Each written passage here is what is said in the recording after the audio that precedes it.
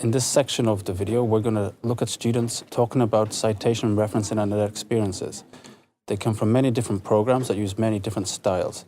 They are going to give you tips based upon their experiences when they started the program. Some of the students have come from an academic background. Other students have no academic background and are based purely on work experience. So citation referencing is a whole new experience for them. I hope you enjoy and learn from these students, and I wish you all your best in your studies. My name is Alex. I'm currently a master's student in Global Human Resources Management with the University of Liverpool. I didn't have the chance to finish my studies due to personal commitments. So being that, I actually managed to find the University of Liverpool that was willing to accept me without an academic background. So I had very little knowledge on actual citing and referencing when I came into the master's. Yeah, I have obviously I've been in the working environment. I've been in a professional environment for the past decade. As I started my first module, I just made sure I checked my online referencing guide because obviously there are guidelines that are given by the universities. You can find some actual relevant links in your classroom and on different websites to the different guides and the style they're expecting you to follow as you do citing and referencing for your program.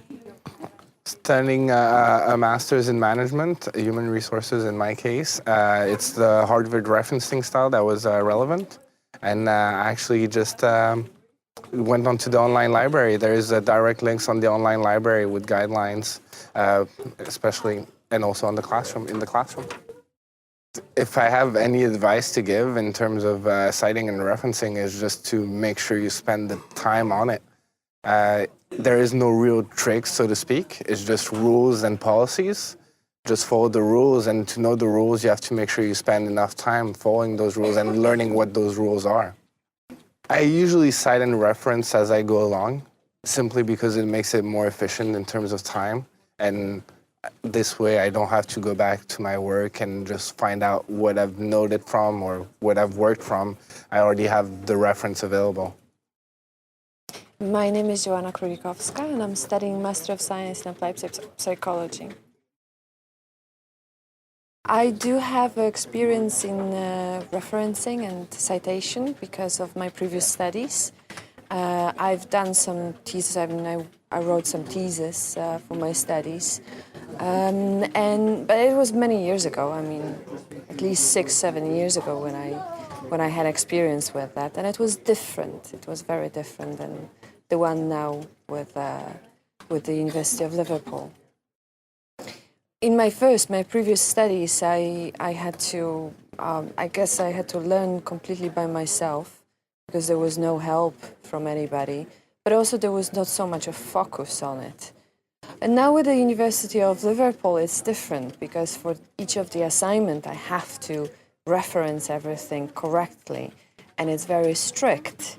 And I remember on my first module, some of the grades were downgraded because I didn't reference in the correct way.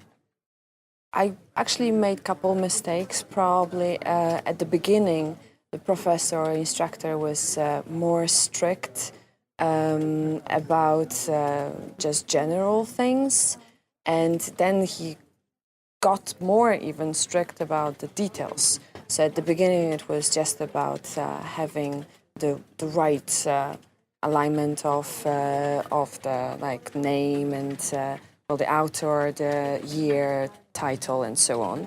But then later on, even if I was making mistake by putting everything in capital letters, then also that was already counting as a downgrading.